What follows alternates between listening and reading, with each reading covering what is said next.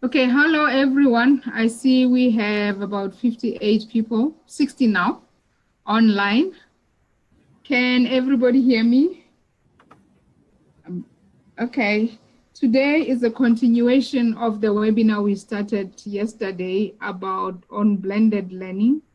Today we have Dr. Marlene Homer, who will be taking us through blended learning. Her function today is more than just presenting. She's also included some of the questions that were asked yesterday that we couldn't get to. We had more than 45 questions that were asked, both on chat and some on the question and answer. So she's gonna try also to answer some of the questions in her presentation. Okay, back to the rules. The people who were here yesterday, you know, if you want to ask a question, you raise your hand. If you want to say something, we have a question and answer button. We had a chat function. We do try and answer some of the questions on the chat as the presentation is going forward. I hope this will assist us to have fewer questions at the end. We'll let Dr. Marlene do her presentation, and at the end, we will take a few questions from the questions that you've posted on the screen. Okay. We also have an evaluation feedback form that we have developed since yesterday. So we're gonna email it to everybody, and please fill it in because this depends on you for us to improve the quality of our presentation, the quality of our webinars. We depend on your feedback. So please give us honest feedback so that we can let us know where we can improve. The feedback form will be sent to you. We're also going to give certificates to all the attendees. So I'm assuming they will be emailed to everyone. Please don't ask, it will come through your email as soon as they are ready, okay? All right, we have besides just having the webinar now, we also have platforms where we will continue with the discussions that we are having currently. We have an academic library section Google group. I will invite everyone to join the group so that we can continue with the discussions. We also have an AfLIA Facebook. We have a public library network Facebook. We have lots of platforms where we can continue with the conversation. I have seen also people have already been posting. We have Twitter accounts. If you can tweet about what's going on here and have a discussion after the session. So it does not only end here. As I said before, it all depends on how active everyone who's online is, and we will have follow-up webinars. We're still deciding how often we will have the webinars. The other thing I think that we need to do is also getting feedback from you, whether the topics that we are covering are to your expectation. Do you want anything that you think we can cover? For us to have these wonderful webinars, you know that AfLIA is an association of library associations in Africa. It is our voice in Africa. I always say it is our Allah in Africa. It fights our battles, the professional battles that we all have in our different countries. AfLIA stands for us and speaks to our governments to make sure that we have libraries that are up to standards. For us as AfLIA to do this, we need membership. We rely on the membership. So please, if your institution is not subscribed, if your institution is not a member, please persuade them to join the association so that it can be sustainable. There is a website. You will get a lot of information from the AfLIA website. Please go in and read and get as much information as you can. we are here for you, so we expect you to be here for us by paying your membership. Thank you very much. And I'm not sure if I've left out something. Okay, Dr. Ayodele yesterday introduced us to the trends in librarianship for library and information science list education and academic libraries, blended learning, and explained what the concept of blended learning, what it is. He gave us tips on which software we can use, free software that's available online. He has put up a YouTube video that everyone can go back and watch. So I think we will also share that again today so that everyone will have an opportunity. If there are people who are only joining today who were not here yesterday. The questions also are available. You will see them, we'll put them up and then you can engage. Thank you very much. I'm not sure if there's anything that I've left out. Please, my fellow panelists, please remind me.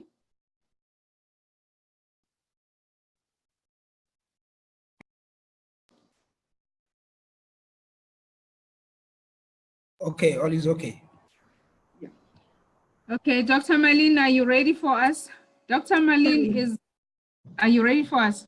Yes, I am. Okay. Dr. Marlene is a lecturer at the University of Pretoria. She will do a presentation on the implementation of blended learning. The master's degree for librarians, opportunities and challenges. As I've said already, she will also try and answer she's actually incorporated some of the questions from yesterday in her presentation. I see on the screen that you prepared the presentation with Prof. Theo Botma. I think most of us know him. And to you, Madam.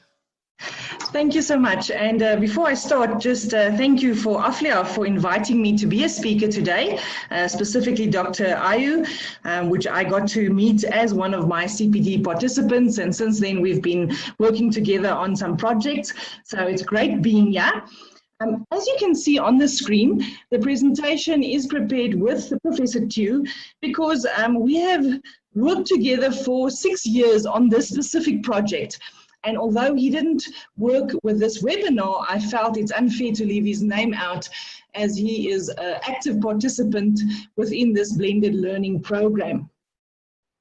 So what I want to do today, I'm going to cover a few important sections that was going to be in my slideshow, but I've also incorporated some of the questions that people asked yesterday. So I would like to start with a brief introduction and then go over to some benefits of blended learning. I think Dr. Ayu also mentioned some yesterday. These are the ones that we specifically found useful for us in our blended master's program. I want to look at some blended learning approaches and choices, and then have a look at Kahn's octagonal framework. And this is where the ethical issues that was mentioned yesterday will come into play. I've also secured some must-have blended learning apps, tools, and resources. Quite a few questions yesterday went about, but what can I use? How can I get involved? How can I start a blended learning program? And I think some of these apps and tools would be very useful for you to use. I then want to go further and explain to you the MIT program that we had running for 6 years. It was running as a full blended learning program, and we learned a lot of lessons from this program. Professor Pt2 and I then wrote 2 articles. The one has already been published in Library High Tech concerning the perceptions of the lecturers involved, and the next one was with regard to the line managers of the students. And I want to show you what the lecturers felt concerning blended learning. And some of these lecturers, it was their first time working in a blended learning environment. So it was very difficult for some of them to start. And some of the lessons we learned, I think, will be some of the growth plans that you would go through if you start a blended learning program. And then I'm just going to conclude, and then we'll open our question and session, our answering questions section later. So just as an introduction, we all know that ICTs are becoming incredibly prevalent, even on the African continent. But we still know that we have great ICT problems. We are still very far behind the developed world. And we have to keep this in mind when we want to start a blended learning program. Not all the apps and all the tools and all the resources that's used by developed countries can automatically just be used in developing countries, because some of them are terribly bandwidth intensive. So we have to keep in mind our ICT constraints. And this was some of the questions people asked yesterday as well. What do you do if you have electricity failures? What do you do if you have ICT failures? So this we'll answer when we start looking at all those different apps that you could possibly start playing with as a librarian, and then consider incorporating it to help your academics. Now, we know the library environment is the same as our academic environment in the regard that we all struggle with this dismal state of ICT affairs. We don't have support always that we need. We don't have the technology that we need. We are confronted on the African continent with shortages of computers, lack of connectivity, we've got a deficiency in skills, sometimes we've got unavailable access to the latest research information, and these are just some of the challenges. That's not even speaking about the challenges we have in everyday infrastructure problems with regard to electricity shortages, with regard to internet and bandwidth problems. But even faced by all these challenges, our landscape of learning is changing. And we as libraries, we are the heart of academic institutions. If the landscape of learning is changing, we have to change with this. And we have to try and do our best, notwithstanding all these challenges. For a very long while in the world, there's been a major concern with regard to traditional classroom teaching.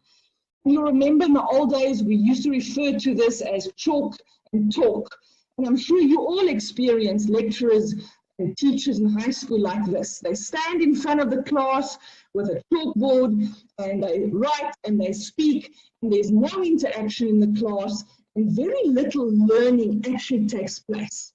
Now, with the implementation of technology, we can change this talk and chalk landscape forever. And this is why it has attracted the great interest from all the educational practitioners. We also saw a great movement from this chalk and talk method of teaching and learning to pure online learning. And pure online learning had its own advantages and disadvantages, but it wasn't the best option we could think of. From there, we got to e-learning, which is a method which evolved from distance education. But e-learning can only be effective if it's combined with other forms of learning. And that is where, as Dr. John yesterday said, that is where this term blended learning comes from. And if you look at educational pedagogy, we can see that blended learning has been proven to be the most effective learning system. This is why all of us are trying to incorporate blended learning in our programs. Now, Dr. John yesterday also mentioned some of the benefits of blended learning, and depending on what articles you read and what you look at, there's various benefits. These are four that I've taken out because I want to focus a little bit more on them. These are the benefits that we found our students and our teachers to experience in our MIT blended learning program. The first one is enhanced social interaction, communication, and collaboration. The idea behind blended learning is that we can create learners that speak to other learners.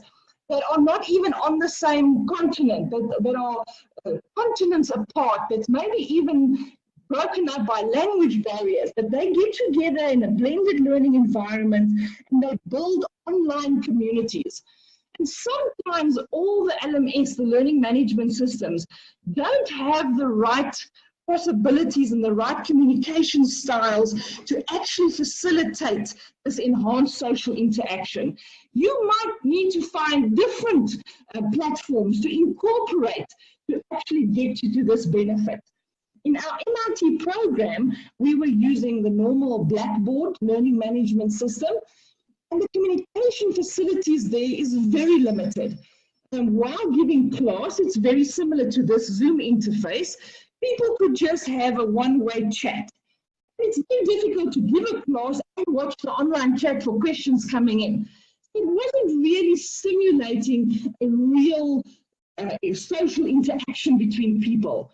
What we did to actually overcome this was we then started a Facebook page, and a lot of discussion and sharing was done on the Facebook page.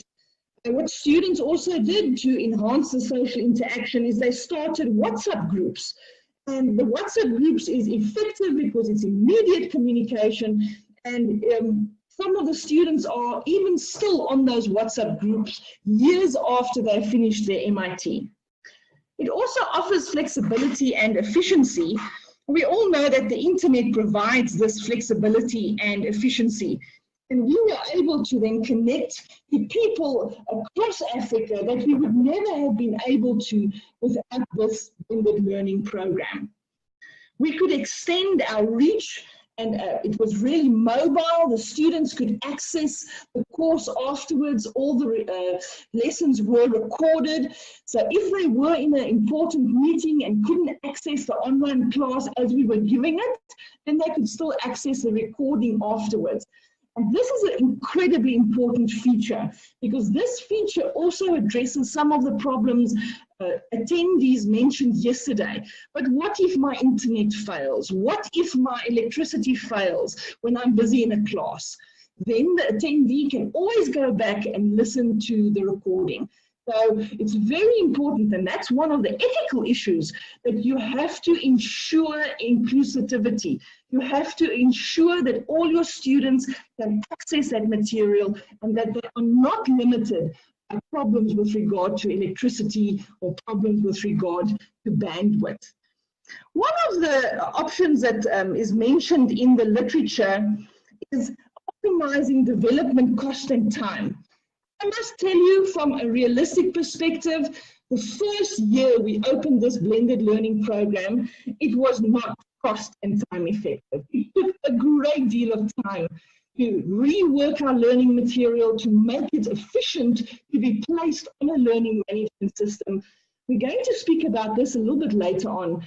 Blended learning isn't just to dump all your old traditional chalk instructions on an online platform. That is not the idea behind blended learning. The idea behind blended learning is to effectively use this new technology. And you can't do that if you just plunk all your old stuff there. A great deal of time actually went into redoing material, redoing assessment.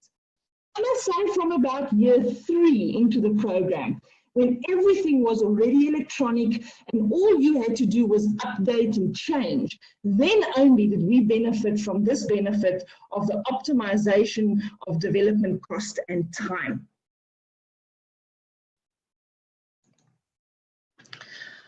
One thing that was mentioned yesterday in Dr. John's presentation was the various types of blended learning.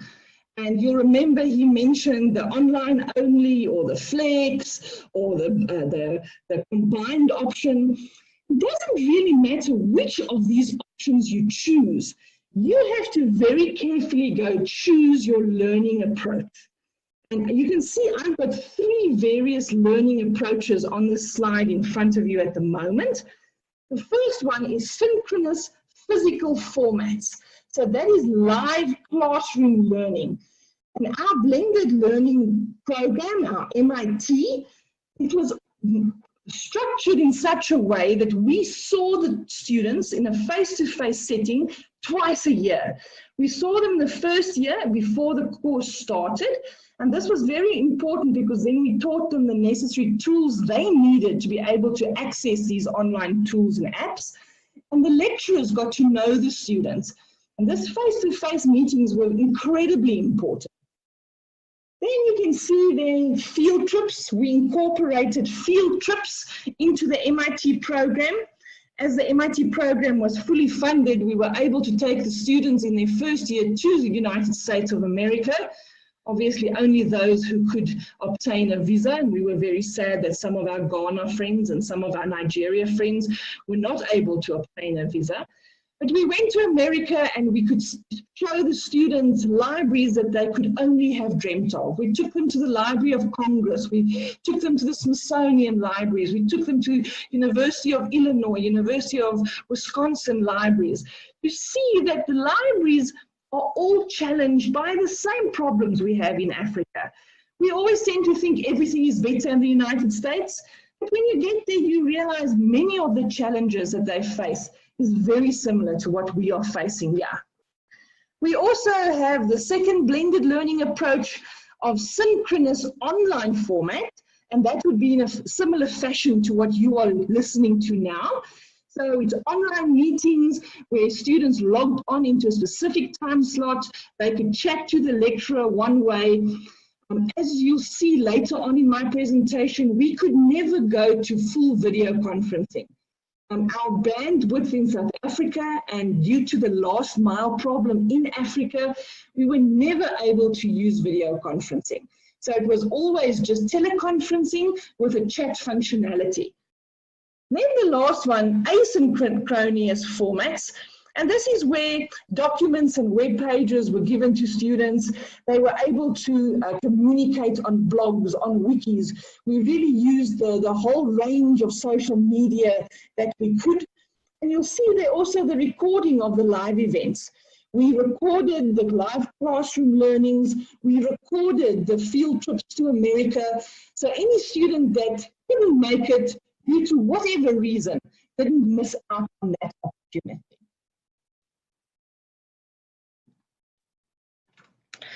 One of the things that came up yesterday as well is the ethical implications of blended learning.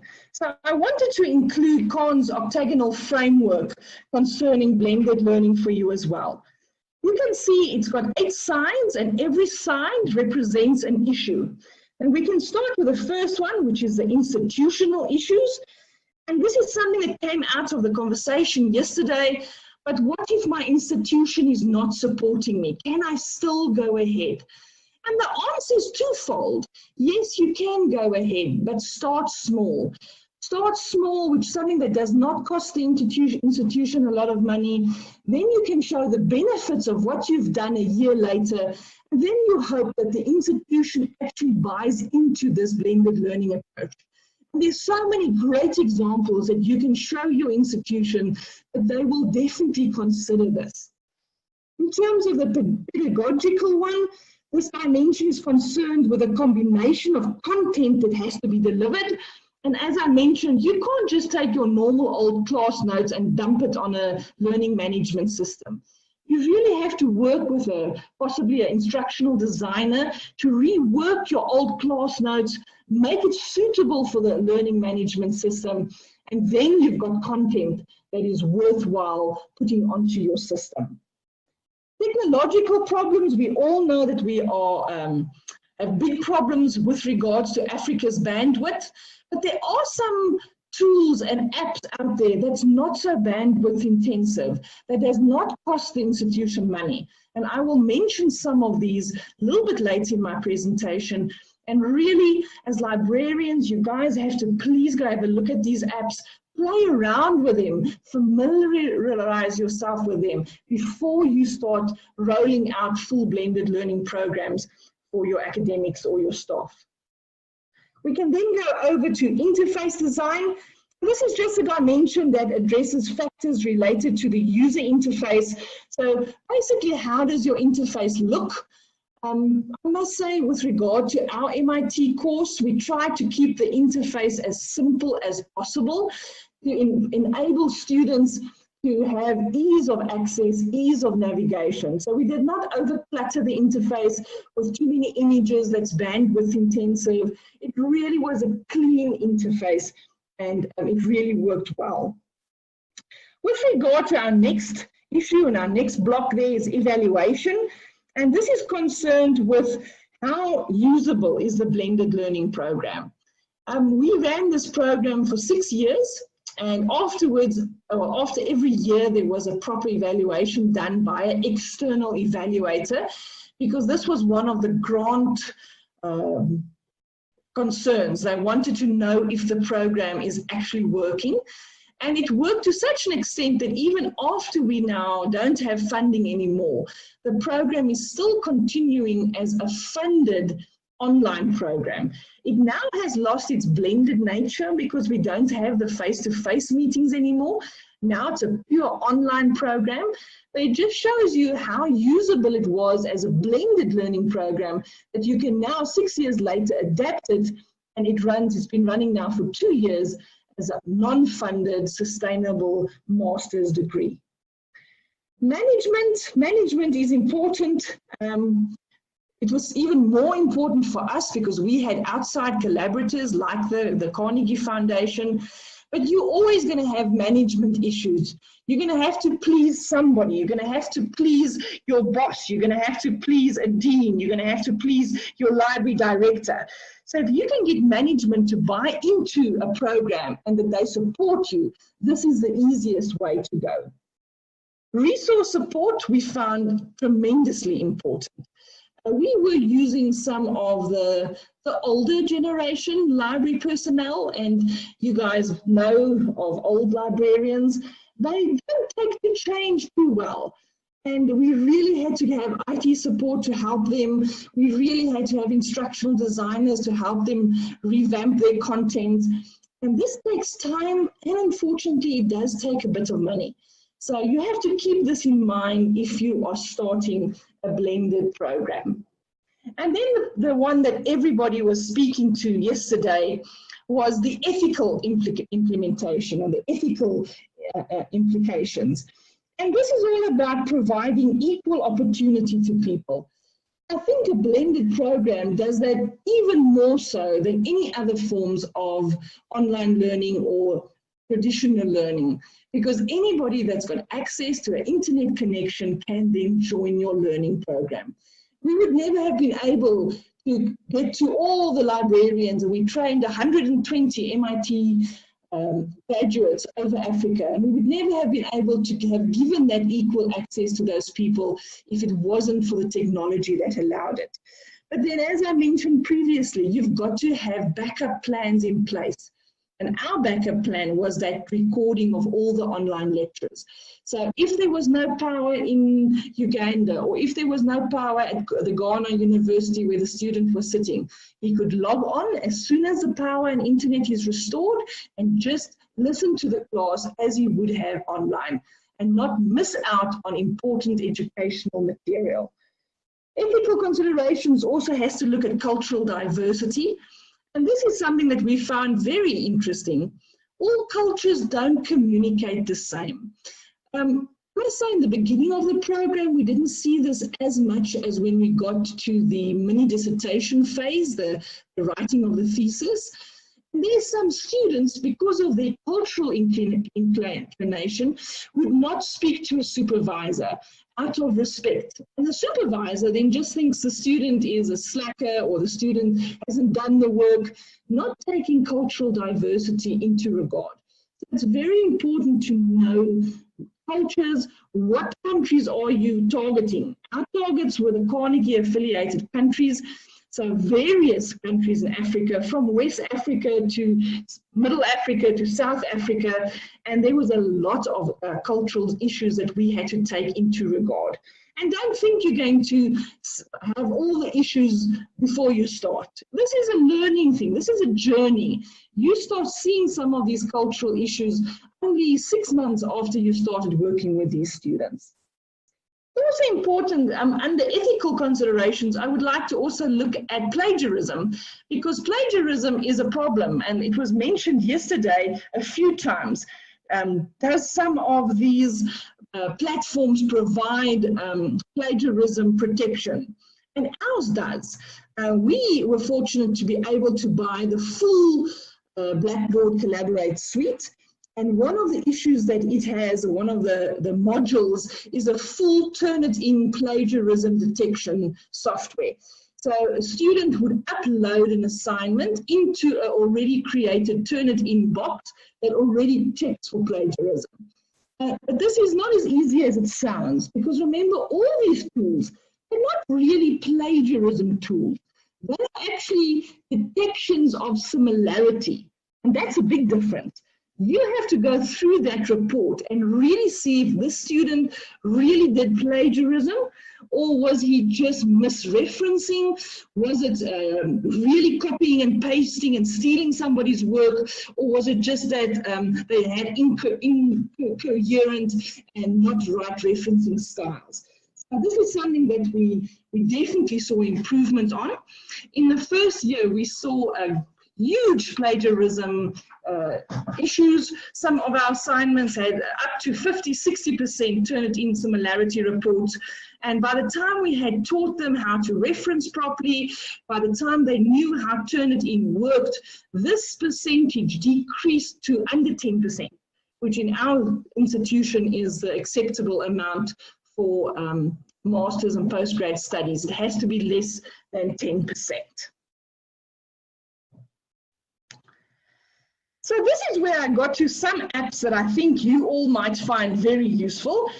It comes from an article by Lynch that says must have blended learning apps, tools and resources. Unfortunately, some of the apps and tools that he mentions is paid for apps. So I have only looked at the ones that are freeware and that you can either use totally for free, or that you have a very long trial period, or that's free for individual usage, but it's paid for by corporate companies. The first one is what Dr. John spoke about yesterday, Edmodo. It's actually not classified as a full learning management system because it doesn't have all the relevant modules. But it is as close as you can get. And this solution integrates Google Apps with all the Microsoft online products. So it serves as a collaborative sharing platform, and it's really good for students. Students can create groups. You as a lecturer can administer quizzes. Students can learn from each other. So this is really a resource I think you all have to go look at. I have placed the website there for you. The second one, which personally I have found very useful, is Khan Academy. And Khan Academy is actually a collection of hundreds of video on every imaginable topic. My daughter currently is studying biotechnology, and she was struggling with some of the chemistry things that was discussed in class. And straight away, her study group, outside of class hours, they go onto a mobile platform because Khan Academy is available on the full PC as well as on mobile, and they download a video with the clearest instructions on that topic to help them understand that better. Another one we can go look at is Lesson Paths. Now, Lesson Paths is a pathway of flexible and individualized learning environment where you can create a playlist. And this playlist can consist out of PowerPoint presentations, it can consist out of YouTube videos, slide shares, and you put the order of the playlist together and give the playlist to the student to go through in a structured way. Very nice way to give students further help on any topics that they might need. The other one is Go Formative, and that is more for our assessments. If you want to create online assessments, please have a look at this. It's a lovely critical piece of formative assessment for the blended learning environment. And you can create assessments, you can track your real-time learner analytics, you can see how the students are working in real time. So really a good way to look for formative assessment. Then we've got VoiceThread. VoiceThread is a platform for collaborative participation for student thoughts. So yeah, there's video files again, and students are commenting on them using chat functions, video functions, cell phone functions like WhatsApp, and everything is put together so the student really benefits from a full class-like experience without actually being in a class where discussion takes place. And then the last one is Pt2 or FET, depending on how you pronounce it. It's from the University of Colorado, and it is more for our science classes. It creates an educational experience where virtual simulations can take place.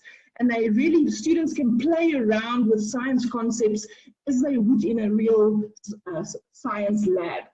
So these are just 6 of the apps and tools and resources that I thought you as librarians might benefit by looking at. And I see my time is starting to run out, so I have to go fast. So now I'm going to go over to the MIT. I know many of my CPD students are online at the moment, and it's lovely meeting all of you in a different environment than usual. And you all know about the MIT, which was the fully funded master's coursework that we had from 2011 to 2016. And every year we just took 20 students, and these students were selected from African countries in South Africa, but Kenya, Uganda, Ghana, Tanzania, and Nigeria. And I know some of them are online with us as well. I'm not going to go through the aim of the program. I'm sure these slides will be made available to you. It's also still on our website. But we were really looking at creating a professional that can use ICT in a middle management level. So this was not for the hands-on training. This is why we had the CPD. I know many of my CPDs are online. But this was for the MITs. It's more a management program. It consisted of coursework, and the coursework were 12 modules. Some of them were year subjects, some of them were semester subjects, and then the mini dissertation, which is a dissertation the student then wrote concerning an ICT project within their library.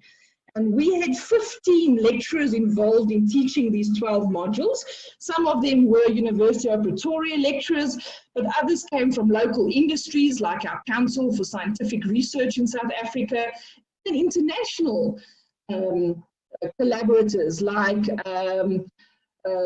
there were so many, University of Illinois, University of Wisconsin in Madison, University of Wisconsin in Milwaukee, and all those lecturers would have the opportunity to log on and give a class like I'm giving now, and students benefited from this international exposure more than you can imagine. So this is how our blended learning took place. Basically, we only had face-to-face lectures for 4 blocks. It was the first time we saw them. Then we saw them again in the United States of America for a 3-week period. Then in the second year, we saw them in Makerere University. And then we had our final one, which was back in South Africa. And as I mentioned throughout my program, my presentation this morning, we use technology-mediated distance education using our learning management system, Blackboard, and wikis and blogs, and we really used all the Facebook and social media options that you can imagine. And what challenges did we have? Well, this really required new teaching skills from participants. We had a lot of infrastructure problems. We know bandwidth is still a problem in Africa.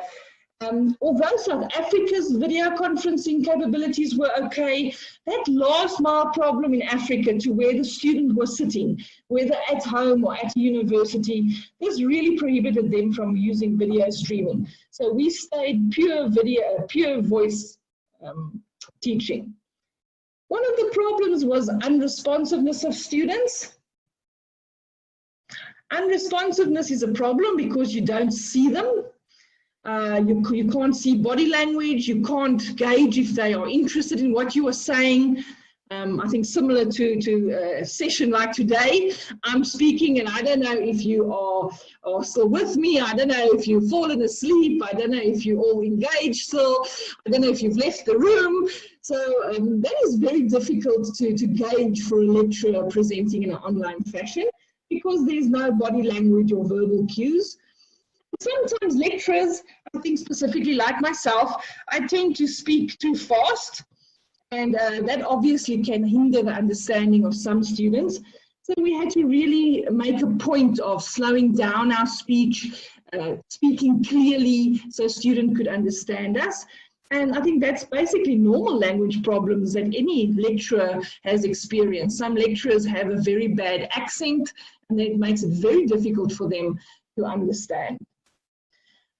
So I'm not going to spend too much time on the methodology and the article we wrote, but it's already been published in Library High Tech. Please go have a look at it and cite me. We need as many citations as possible. But what we looked at was the perceptions of lecturers regarding the program and their perceptions of blended learning. And it was very interesting to get to the lecturer's perception. I also presented at IATL this year concerning the management perceptions. What did their bosses, their direct line managers feel? And that has not been published yet. We are working on that. And we are hoping that next year in IATL we'll speak from a student perspective. What did the MIT students benefit from this 2-year program? I think I'm basically running out of time. So I'm not going to go through this. Stan, how far am I with my time? I think I should stop now. You can quickly go through what you're left with. Just quickly summarize and then. Okay, I'll quickly sum up. Thank you so much.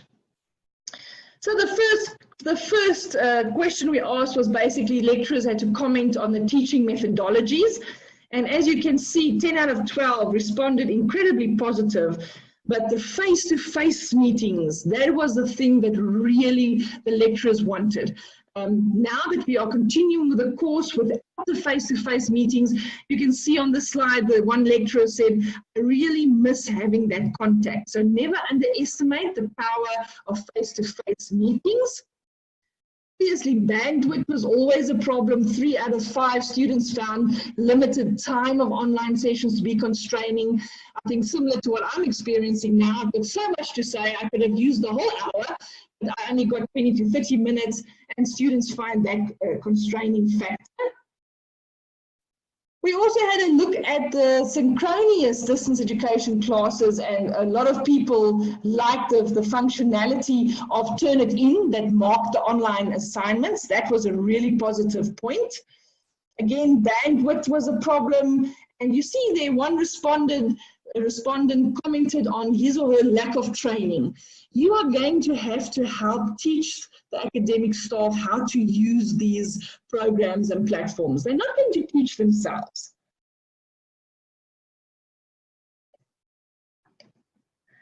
The last one was using ICT in class itself during those face-to-face meetings. And strangely enough, the only negative comment we had was that it's really distracting. If you put students in class with technology that they're not used to, and you give them an open bandwidth, they're on Facebook the whole time. And they are clicking and commenting, and they're not listening to the class. So this is something that you have to keep in mind. If you're going to give a student an open environment, just how open are you going to make it?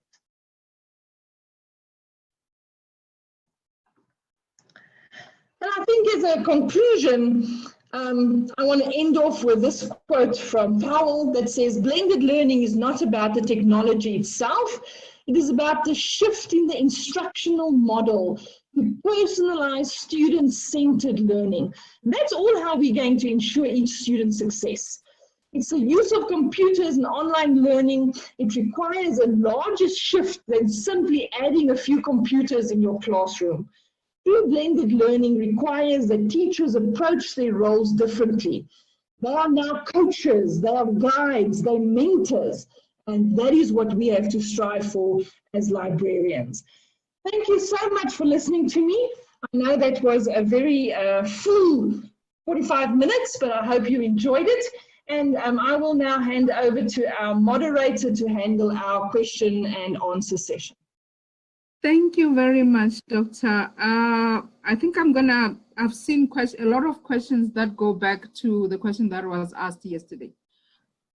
As a librarian, how do I apply this in my daily work? I know it was answered yesterday. Can I just give you a chance also to say something about that? Because I'm seeing those questions are coming up again. Thank you so much. Yes, I think what I mentioned is that you have to start small. I don't think you're going to solve all your educational problems by using one platform. So start with a small project.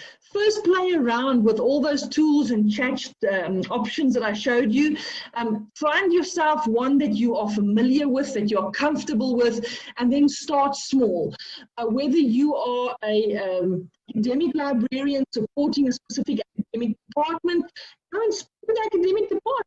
Show them what you can offer them. Start with a small class. I would consider senior students because they usually are more ICT literate and they will enjoy the interactivity of collaboration software that these type of platforms give you.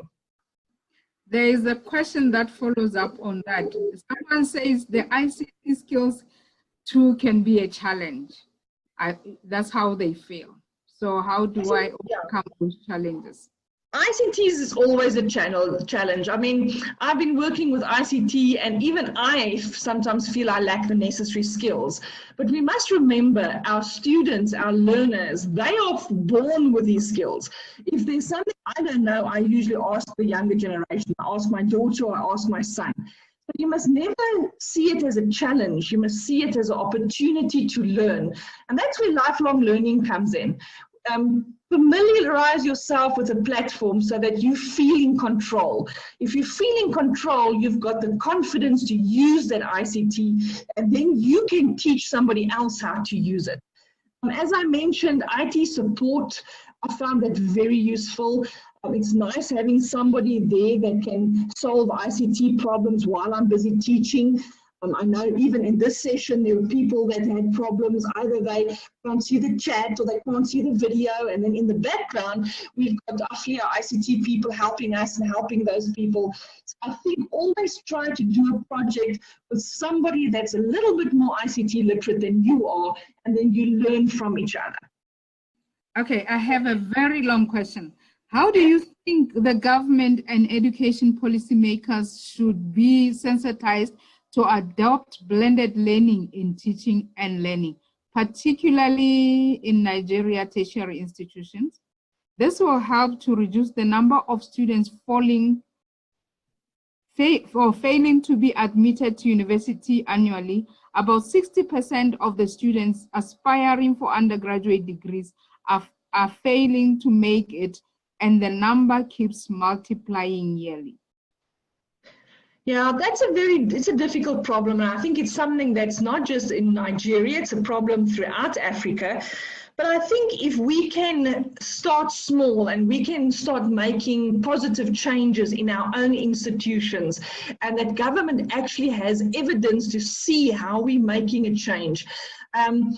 The one article I read in preparation for today's class was how blended learning was implemented in Malaysia. Malaysia also isn't such a big country with a big ICT budget, but also having people to start small, the government see the changes, and then the government will buy in. Without government buy-in to help provide more stable and cheaper and affordable internet and bandwidth, it's going to keep being a struggle. But we as librarians, as educators, we have to try and overcome these barriers in any way possible. Okay, I also have an addition to that. If you become a AfLIA member, AfLIA advocates for libraries and library support in all countries. And please join us and make our voices heard. Where there are skills that you can get that will enable you to talk to your government and be able to make sure that you bring them on board. Thank you. Okay, somebody on a lighter note says, yesterday they had a challenge on technology. They didn't have electricity. They are very thankful that they have electricity today and they have joined. I guess this shows that with blended learning, you can, if you missed a day, you can always catch up the following day. Okay, yes. Here's a question. I have just, okay, all right, that was the blended learning. In developing countries like Nigeria, where internet connection is relatively poor. Is there any other method of teaching? I don't understand. Maybe you understand it better? I'm not sure, but I think maybe that question also relates to the other question on the chat group that says, how is blended learning different from distance education? And that's an interesting one, because distance education is pure online education on the one side, or it can be paper-based on the other side. And blended learning is the combination of all this. So to answer that question, if online education cannot work in that country or in that institution, then they have to try and have more face-to-face sessions, more face-to-face contact, and then simulate the blendedness of the program with platforms like social media. You can include many of the technologies I've mentioned today without it being a distance education program. You can include it in your normal class. Instead of giving your students a written assignment to do, let them write and collaborate on a blog or a wiki. There you can see who contributed. It's a much better form of assessing group assignment. You can actually make it a peer-to-peer review process, which makes your marking less in the end. So many of the collaborative tools and technologies you can incorporate in a normal class environment without having the distance or the bandwidth problem in Africa bothering you. The other one says from David, what is the ideal ratio to be adopted in blended learning, 50-50, or what formula do you suggest? There is no favorite or better ratio, because it depends on your circumstances. If you are in an area where you know you've got electricity problems and you know you've got bandwidth problems, I would make it 80-20, 80 face-to-face and 20 blended or online. If your program lends itself to being international and people from other countries signing in, then it'll be maybe 10-90, because you won't have money, or the students won't have money to attend real face-to-face lectures. I mean, some of them would be able to fly out when you have the face-to-face lectures. So it really depends on your academic offering, and it depends on your immediate environment.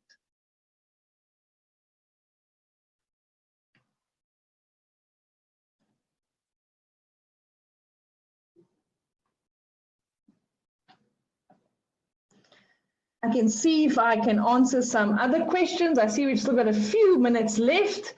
What's your view on the impact of digital rights management in LMS, I think, learning management system?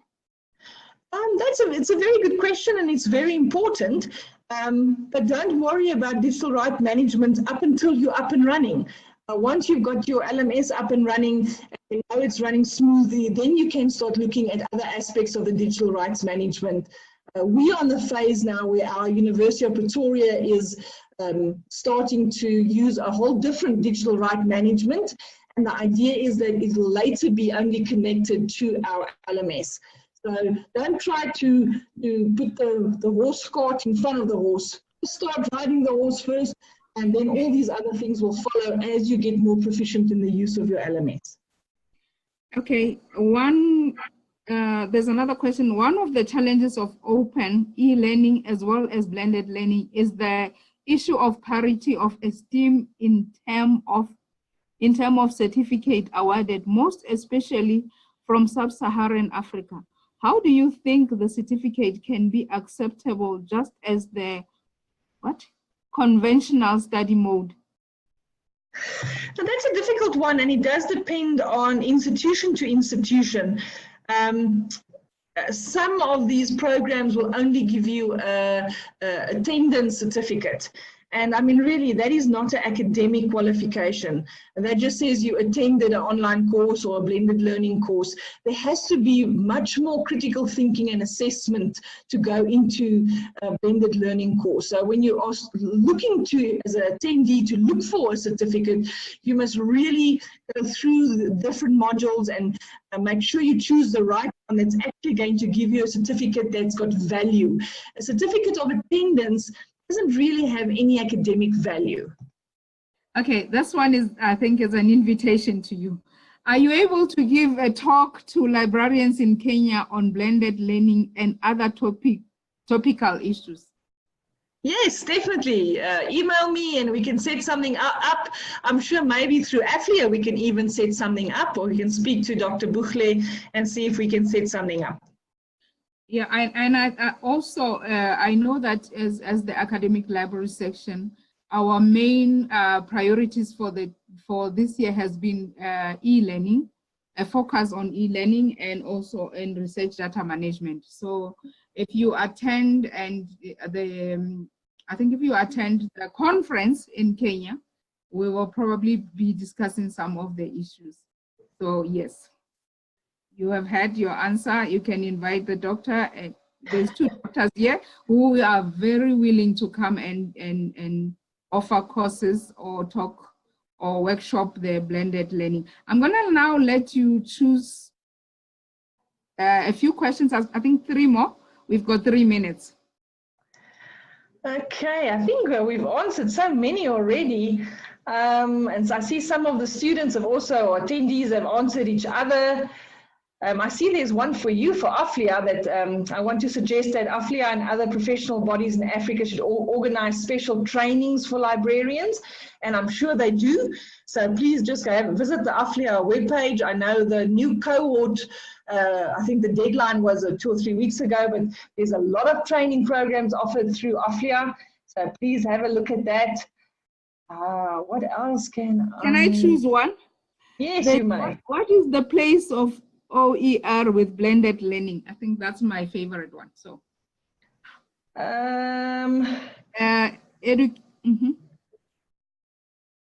Did you see that? What is the place of OER with blended learning? That's a difficult one because I think also it depends on the institution itself. That's going to be very difficult to answer if you don't have background into the institution itself, into the specific blended learning program they are doing, on what level that blended learning program is. Our blended learning program, the only one we did now was the master's level one. So I think that's going to be a bit difficult to answer in 3 minutes. I think we need another webinar on open education resources. Yeah, at the moment. Yeah, at the moment, OER is blossoming into such a big thing that I would say I would incorporate some of that in my specific blended learning module, but you've got to be very careful what resources you choose. Everything on the internet is not necessarily of good quality. And that's, for instance, why I gave you that list. If you use a platform like Khan's Academy and you use those open educational resources for students in your blended learning program, it's good. Just be careful that you don't use something that's not quality or it has not been authorized and that's not correct, actually. I mean, you know, there's a lot of fake news and bad news out there. Okay, I think we have 1 minute. What do you have to say to everybody? I just would like to thank everybody again. It was lovely being online with so many people and so many names I recognize. Please keep your eye out. Next year, we're going to have an MIT conference. We're going to get all the old MIT and CPD students back in South Africa, and we will be putting out an open call for not for participation, but for attendance. So if you're close to South Africa in March, you're welcome to come attend our conference. There will be a proceedings published afterwards, and I think we're going to see a lot of interesting information and initiatives that's been launched on the African continent thanks to blended programs like the MIT and face-to-face programs like the CPD course we present. Thank you very much for the presentation. It was very informative. I really also personally enjoyed it, and especially yesterday's presentation and today's presentation was the best thing ever. And I think all the academic librarians who missed out on this, I know they always saying, what is the academic library section doing for us? This is what we are doing for you. This is just a start. Watch the space. Thank you very much. Thank you everybody for logging in. I know this was informative for everyone. Let's continue chatting on the social media platform, on Twitter, on the Facebook page. We have a academic library and special interest group discussion Google group. Please, I will post some of the questions and then we can deal with them. Thank you very much.